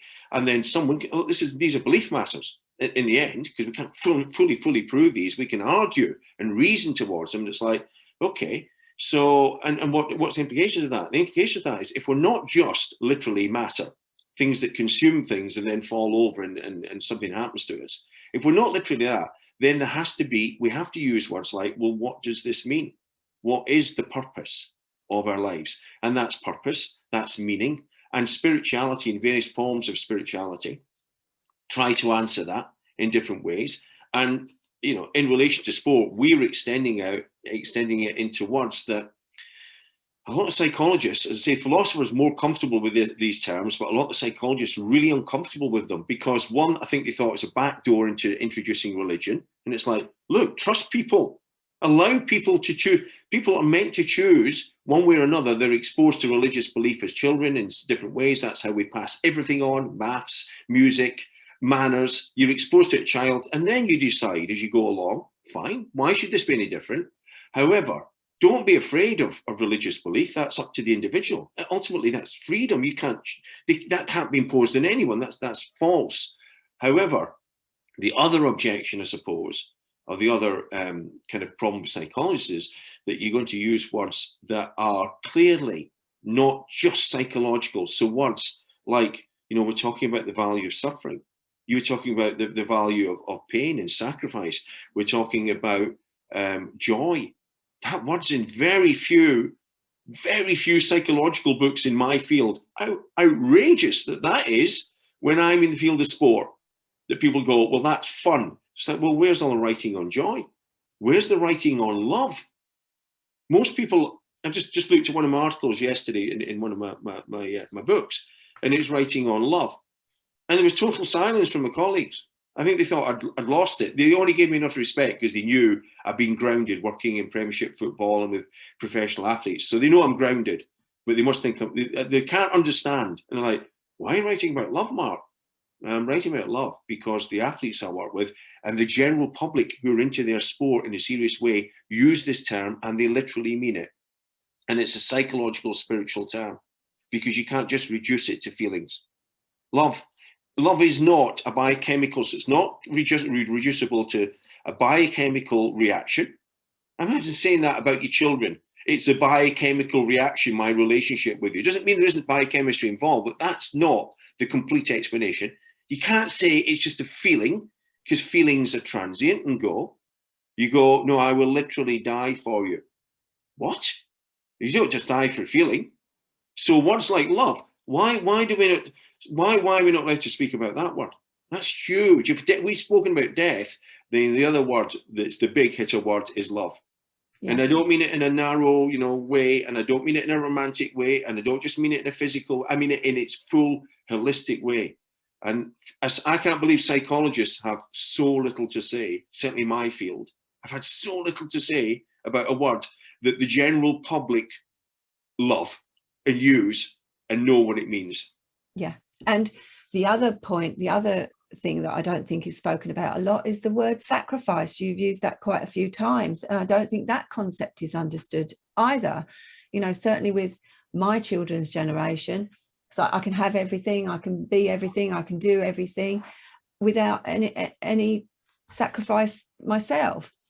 And the idea of sacrifice and service, I think Eastern traditions understood those concepts far better than we do here in the West. It's considered a lowly thing to serve somebody, to be in service to someone. I think you used the right term there. Than we do, but we did, because I believe that East and West are united. I believe that in this sense, in a spiritual sense, that we united, and I believe we've thrown away our legacy. I don't see why. I know why the Beatles went east. I know why they all went east, because we were throwing away our legacy. No. I at a deeper level think that in the West and the East, we've both got these traditions. It's just they've held on to their spiritual traditions and we've abandoned them for a variety of reasons that are too complex to discuss right now. And so I think we did, and I think you're absolutely right, therefore we haven't. And therefore a word like sacrifice is dealt with cynically. So in a chapter in one of my books on spirituality and sport called Sacrifice and Sport, and people are like, you can't use that word. It's like, you can, because to sacrifice something can only really mean something if it's voluntary. Because that's what we're talking about. We're talking about, you said about service, Lucinda, as well. People to serve others. And it doesn't mean that it's perfect all the time. It doesn't mean you don't get irritated. It doesn't mean it's easy. It doesn't mean you don't fail. But it means that you're genuinely trying to put yourself second for someone and something else. That's a spiritual, psychological aspect. That word sacrifice is an ancient word. It's a Latin word. That's the Latin base of that word in English. It is related to the sacred. It's no, that's its Latin roots. If you have a look at it, it's related to the sacred. It's related to the idea of you voluntarily offering yourself on behalf of something or something else to help them to flourish, to help attain the good, if we put it in those terms. And so that word has now become something that is kind of cynically dismissed. It's like, what an old-fashioned term, what an outrage. And yet we both know that some of the happiest people on earth are people who've actually devoted their lives in basically sacrifice to a cause, to others, to something noble, hopefully, and that they have made themselves small to make something else grow and flourish. And that is a description of, and now this is controversial, but it's not in the East and not throughout history of time, that was a controversial of mothers. That's a description rather of motherhood, and that's a description of families, and that's a description of fathers, and that's a description of that relationship you were talking about before, where we, as it were, do something. Even it's ironically, even people who don't like what I'm saying now, if you look closely at their lives, they usually sacrifice some part of their life for someone else, a relationship. So actually, they're hypocrites to say that they don't agree with this. Their practice, their lived reality is that most people will sacrifice something for another person. It's just we don't talk about it. I think you can introduce people to the concept of sacrifice in even a more very mundane way, in the sense that you and I are here talking now, which means that we're not doing something else. You could be writing your book, you could be whatever, playing golf, whatever it is. That's not why I'm here. That's coming this afternoon. Yeah, you're quite right. But that's the point, isn't it? We're coming together because hopefully we believe something positive can come out of our conversation. But in spending the time doing that, we're not doing something else that might be equally as important to us. Absolutely. And I had a paper published. Well, I contributed a small amount to it, but my colleague at the time, she's in Switzerland now, Nora Ronkein, and she did most of the hard labour. But I suppose I partly came up with the concept, and it's vocation. And it's an ancient, again, another Latin-based term in English, vocare, vocation, and it means, again, a lot of different things, but we were writing about it in relation to sport, but you could extend it in relation to all of our lives, in working lives, and making the point that, we've now reduced, that word, that we've got jobs and we've got careers, which are important things, but a vocation is something else, because a vocation is personal. A vocation is something that you do, in a sense, with sacrifice involved, with suffering, with joy involved as well, but it's something that relates to purpose. It relates to meaning. It's something that, if you like, you never stop your vocation. You may stop your job, your career may end, but you never stop your vocation. It just expresses itself in a different way. And so, people say to me, Mark, you retired it. You retired quite early. It's like, well, it wasn't that early. oh, but professors going to their 78, and then, well, they shouldn't. They should be put out to pasture. It's mad working with all those young people like that. Stop it. And it's like, oh, well, I suppose you've lost it. No. I've stopped my job. I've actually, reduced my, career's changed in a slightly different way, but the vocation is still there. And so vocation is such an important word that should be not seen just in terms of medicine, teaching, and the religious life.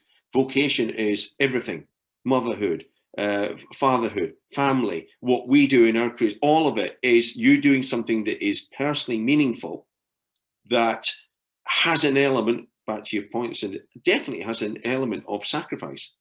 You're giving something away because you care about it and think it's important. And we need more of that. That would be something I would love to, the paper's not got much reaction at all, because I'm not quite sure whether people don't understand what we're saying or they think it's incredibly naive.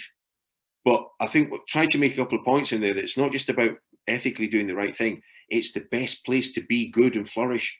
It's the best place for excellence. The teachers we had, the best teachers we had a vocation. They weren't just nice. They were nice and brilliant at what they did. So I'm trying to link it into performance as well, excellence and good ethics and morality and ethics. And it's like the two should touch. So anyway, we know we're standing on good, solid ground here, but yeah, opportunity. There's an opportunity, I suppose. Okay, so we don't understand sacrifice. We don't understand love. Family values are being eroded. Male and female being homogenized. And you and I seem to be of the same opinion that this is being orchestrated over time.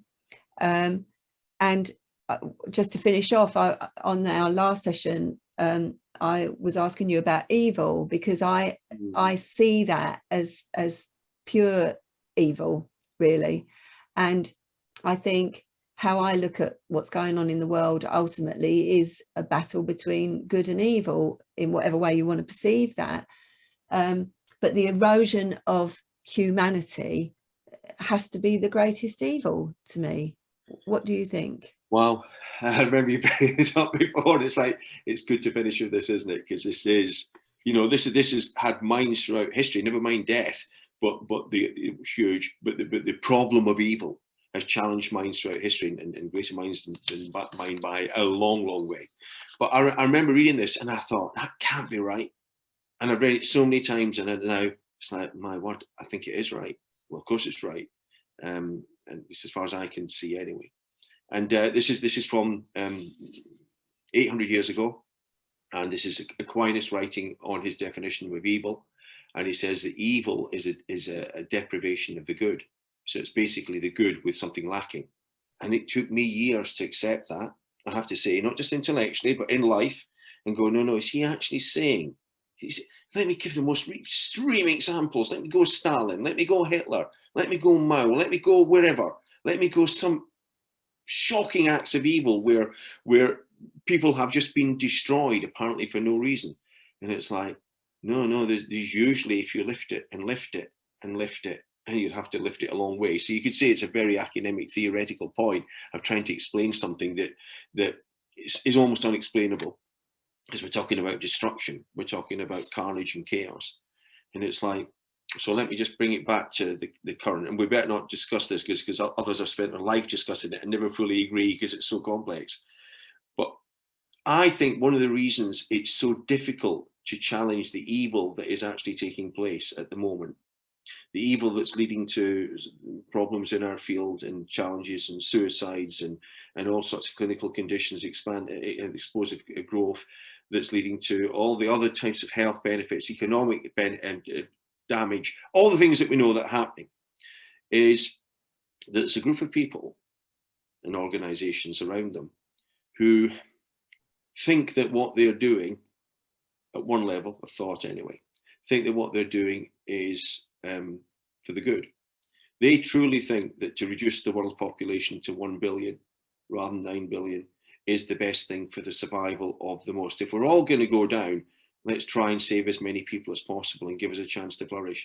That the way that we organize our lives, the way that we seem to stumble from one crisis to another, which is human history, that there's an opportunity now to correct that. We have the technology, we have the pharmaceutical industry in its power and ascendancy that's never had before.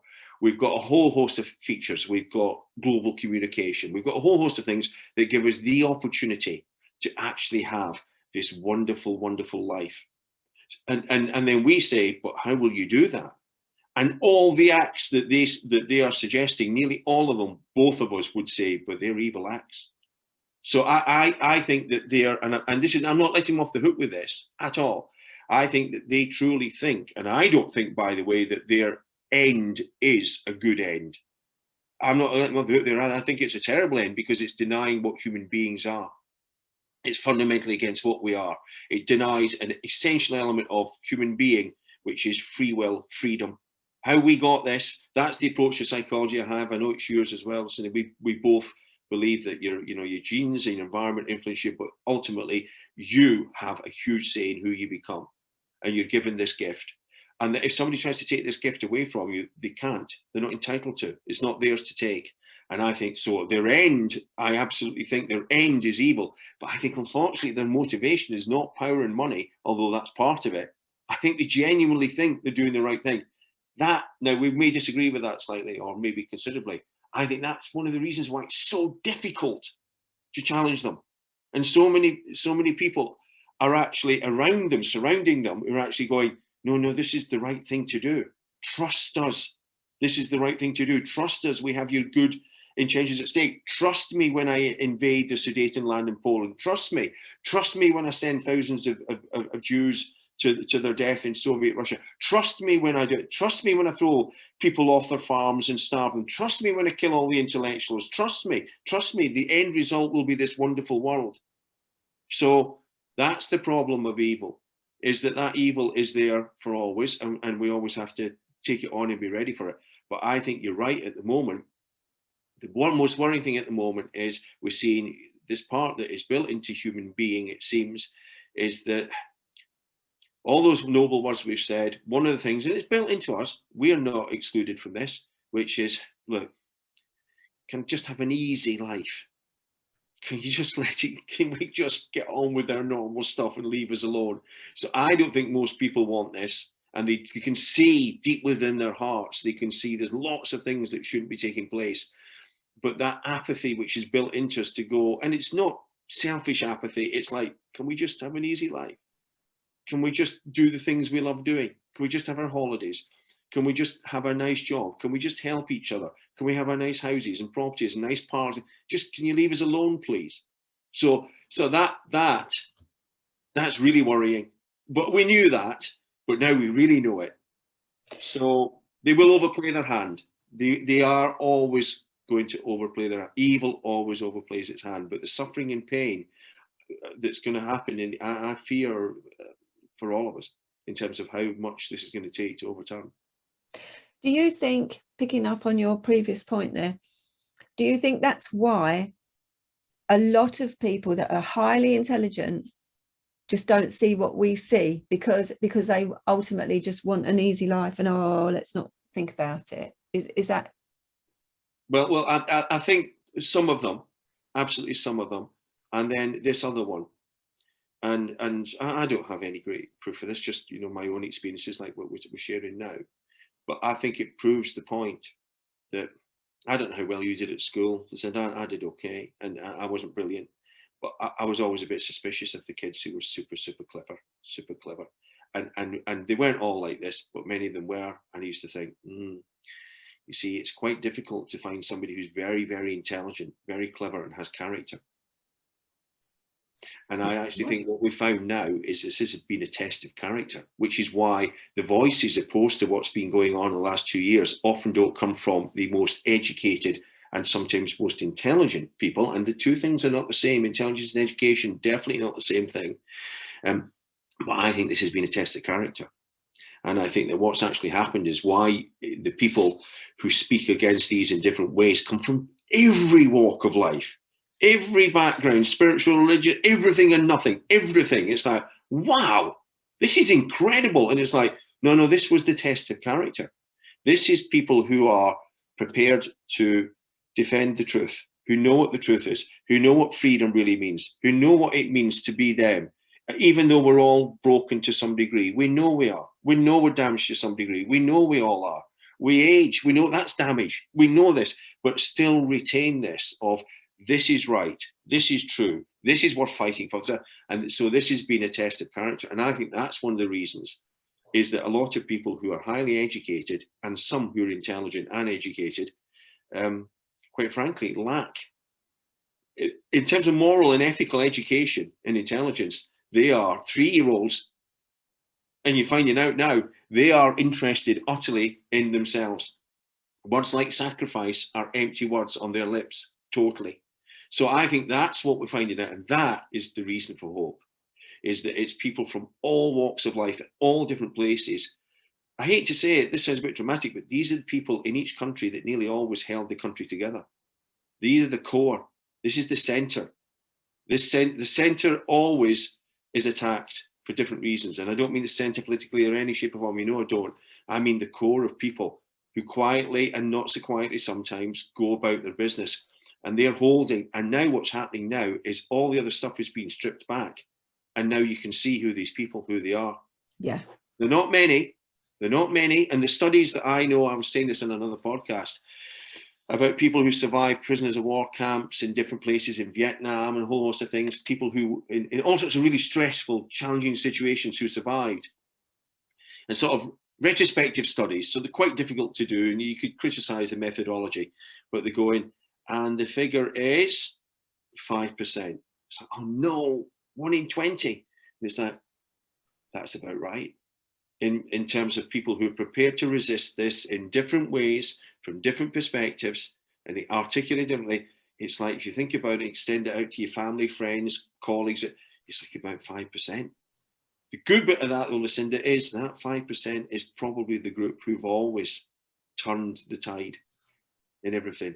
Because there's another 20, 30% of people who are kind of with you, but are going, Lucinda, Mark, can you just tone it down a bit, and it's great what you're saying, but can you just stop it a bit, please? Can't you just, I'm planning my holiday in Greece now, shut it, please. I know you're right, but enough. Yeah. So there's that group, and then there is definitely a group who've sold themselves. I bet that group's bigger than ever, who've sold themselves utterly to the people you were talking about who have literally an evil agenda, and they've sold themselves into them. For them to pull out,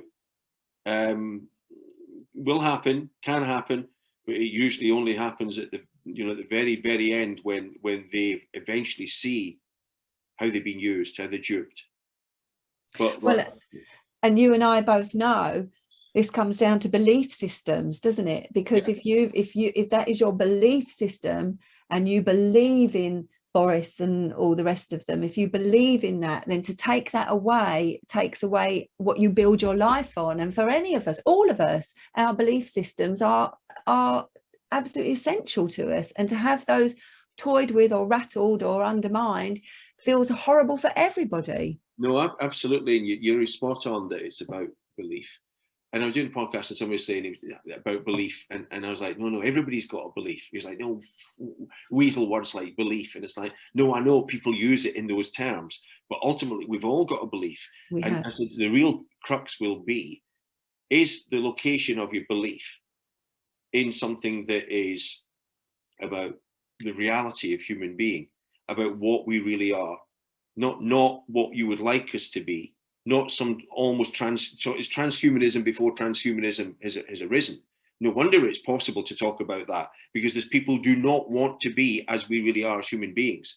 And they'd say, oh, you want to regress? It's like, don't regress at all. You want to be this fixed person. It's like, no, we're not talking about that we can't now drive cars where 200 years ago we rode horses, or whatever it is, that we've got food hygiene standards. We're not talking about those things. We're talking about fundamentally human nature. What are we? Who are we? And you surely believe that fundamentally I'm the same as somebody who was sitting here in Scotland 2,000 years ago, chatting to someone, in terms of my feelings, emotions, how we relate to each other. With clothing different, housing different, but surely those bits, they can't change. They're part of who we are. We've got 2 arms. We've had 2 arms then. So I actually think that you're right about belief, and the key will be, and I think this is a common feature So I went on one of the walks in London, one of the ones where it was like, there was about 50 people there, but there was actually 1 million. Yeah, I was on one of those as well. Well, they were wonderful, wonderful. And what was wonderful was to see the massive range of age groups, types, everything. And yet when you spoke to people, and I'm sure this is part of it, and this is the importance of belief, is that people had a belief in something that was not just about them. It was something broader than them. They had a purpose as to why they were there. All had a purpose. Different explanations of those, different accounts of them, but it was a purpose that was beyond, and it was back to what you said about a form of sacrifice, which these things are. Whereas this other group have actually abandoned all belief except the belief of a group of, let's call them the establishment, the intelligentsia, people who are better than them, the elite. And it was built into me in my formation. No one's better than you as a human being. Yeah. But some people are more talented academically, some people are better at sport than you, some people are more beautiful than you, some people are more this. Fine, they're all lovely things, and acknowledge that. But as a human being, the religious perspective you come from, which is grounded in human reality, and there's other religious perspectives that say the same, is you are fully worth. There's nothing extra you can have. You're fully 100%, full worth. No extra worth needed as you as an independent, full human being. End of. No matter what talents you've got, they're secondary. And so I think that's what we've got. A lot of people who are lost. Literally, their identities have been obliterated. They're absolutely lost. And now they hear someone promising something that will satisfy that and fill that gap. And that's why the people there were so, and you've been on them and you've met these people anyway in different scenarios. And they're so diverse in the proper sense of the word, fully diverse and happy. Yes. Happy. Yes. Joyful. It was so joyful, so loving, so happy, so supportive, all of those words, without a doubt. And you can sense it. Even without people expressing anything, you can sense it, because human beings can sense that like that. They can sense an environment, sense it was built into us for very good reasons, and reasons that allow us to be human beings. And it's like, so if all these people are so different, and they're all basically in this happy mood when we're walking about something and complaining about something and trying to change something that is so shocking that's happening, so disproportionate and outrageous, and so many different versions of what people can see is happening and not happening. And it's like, that's really interesting. This must be at a deeper level because we share something. And we do. And no, you're absolutely right. The demise of belief. And when we say belief, we mean belief, more explicit, belief that there's something that is a purpose beyond what is just about you. Because it's quite selfish what's been going on. Yeah, very. I want to write something on selfishness. I haven't done it yet because we have been, people who've asked questions have been accused of being selfish. But I actually going to reverse this and say the real selfish people are the generation, particularly a certain generation, and the people who they have latched onto, who have tried to destroy the social, economic, psychological, spiritual world of the young. That's selfish. Yeah, that's really selfish. Hugely. And they need calling out because they're getting away with it at the moment. And some of them have got 10 years left on this earth, if they're lucky, and they're on the way. And that should be the time as, again, let's go young again. He said 40, but it really means 50. In his ear, it might have been 40. At 50, and he doesn't mean it literally, does he? But he means that's the time when you go, now then, what is life about? Yeah. That's the moment for a spiritual awakening. That's the moment for deciding what really you've been doing, what it's about. We know at 22 and 18 and 19 and 16 and like, we're not necessarily in that level of maturity. That's the way we're made for lots of different reasons. So I see a group who are regressing. I see a group who are hiding in childhood to stay with Jungian ideas, who are going and regressing and going, please do anything, but just make me safe. Yeah. And you're burning our world down. So I'm after them. They're not our age group. They're the group who were about 5 years older than us at school to 15 years older, who've had everything in the West. They've had everything. And I don't mean all of them, because they're great people this age who I've encountered, but I mean the majority of them. I'm after them. I was always after them, but I'm really after them now because they're actually quite miserable as well. They're miserable They hide away, they keep out the culture, they typically separate themselves from it while speaking about how much they care about the culture and live apart from it. I am after them. You fired me up for my next paper. It's definitely coming. Good. The selfish generation has at last one opportunity to show how selfish they are. I'm getting them. Well, I look forward to reading it. So, okay, so thoughts for the future, Mark? This is kind of like, I can imagine quoting Churchill. I mean, anyway, he's a good flawed person. One day he was a great guy, very flawed, which is great. Something he would have said it in sort of classical language, but I think it's quite a good sort of English type phrase. Like, just keep plodding along on the right path. Keep plodding along. It's natural for us to think that we might do things that will make a big impact and turn things, and we know that almost has a life of its own. And it's like, keep plodding along. And when you meet good people, and people trying to do the right thing, whoever they are, whatever they are, in whatever context, be happy if you've had that encounter. And beautifully said. Enough. Beautifully put. So where can people find your work, Mark? If they go online, on put my name into Google, Dr. Mark Nesti into Google, they'll get stuff on sport and spirituality. The last book that I did, which was on meaning, psychology, and sport, for anybody who's interested in that aspect of human activity. If they go 2-3 pages in, they'll get stuff from the Conservative Woman on masks and mask mandates and the harm that did to the population at large, and a little bit on athletes and vaccinations, obviously, because of the people I've been working with and who are not able to speak out and their views. There are many complex and different views that they have. And then some podcasts I've done. I think they're called The Sheep Farm. I did a podcast that's fun. So there's a few things that I'm trying to do at the moment. So yeah, if they put me in and scroll down, they'll find some articles and things, and that'd be lovely. Okay. Oh, I've so enjoyed talking to you. I could have done another 3 hours. I think there are so many things that would be of interest. So thank you so much. It's been fantastic. Well, I'll happily do something again when we think there's a moment, and because we share lots, but we share something at least professionally. And for me, that's been on you. I haven't had that opportunity very much. And a lot of psychotherapists and psychologists have not been very prepared to speak like this. So yeah, if something comes up again, let's do it. So, yeah, good luck with the podcast and the 6 million viewers or listeners that you've got. Near 6,000. But anyway, I'm not doing it because of that. I'm doing it because I want to have good conversations with people like yourself. And if other people enjoy it, then that's the bonus. Yeah. Lovely. So I will definitely be in touch for a rematch. Keep in touch. That's great. Yeah, rematch. All right then. You do know about sport. Bless you. Thank you. Bye. Bye. Bye.